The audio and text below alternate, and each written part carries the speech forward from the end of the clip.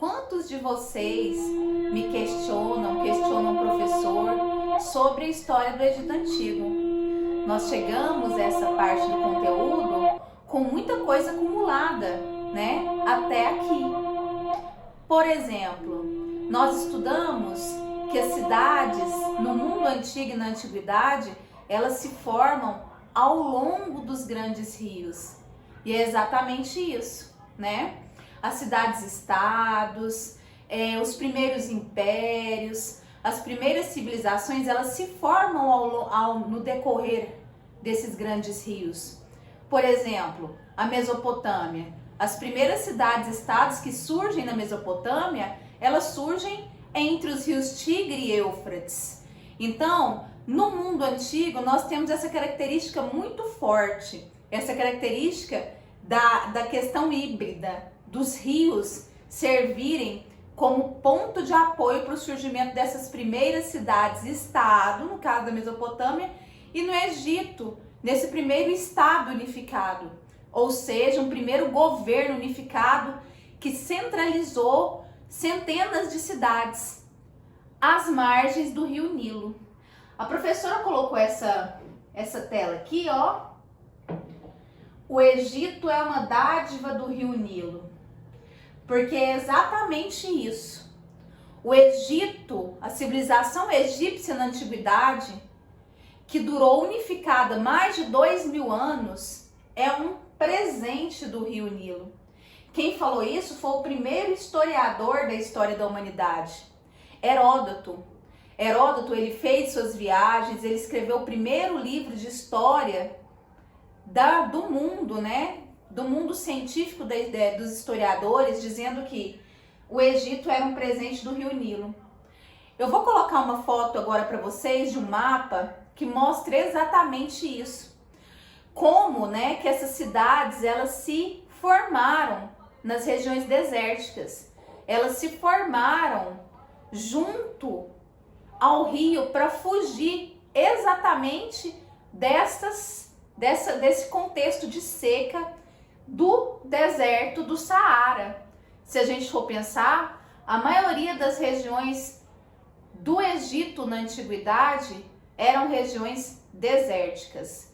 Então, o que acontecia? Uma vez por ano, o rio Nilo enchia e todas as terras que ficavam em volta do rio Nilo, elas se tornavam férteis por causa das cheias, né? Isso proporcionou o quê? Isso proporcionou justamente a sobrevivência. Então, por isso que esse historiador, o Heródoto, diz que o Egito é um presente do rio Nilo, certo?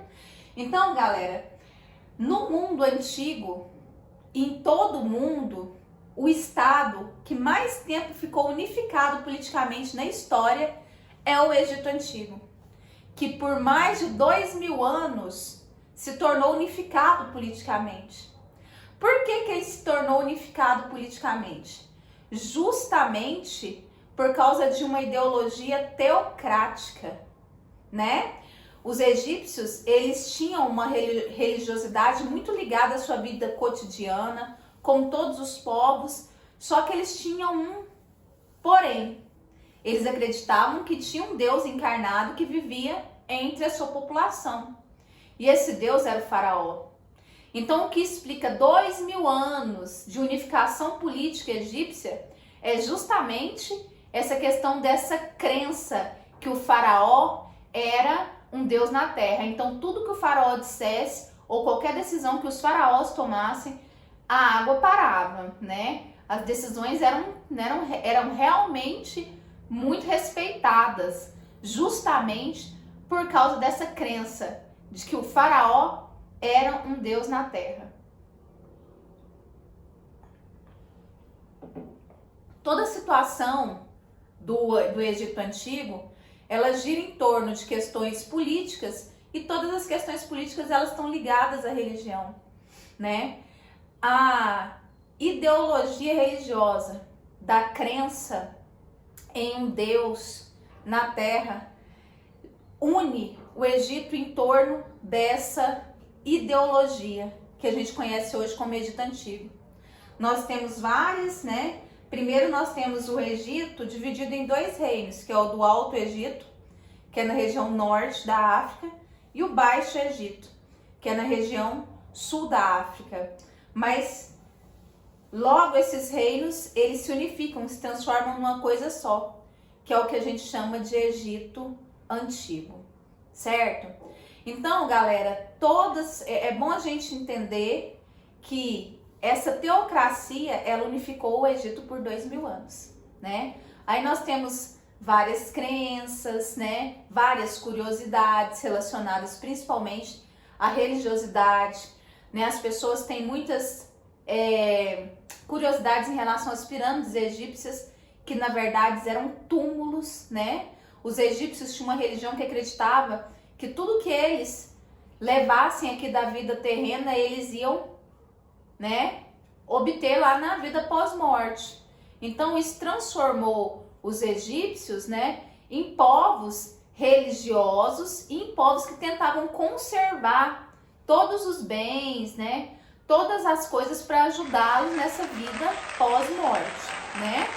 Então, todas essas curiosidades, elas estão muito relacionadas a essas questões, como eu falei para vocês, religiosas no Antigo Egito.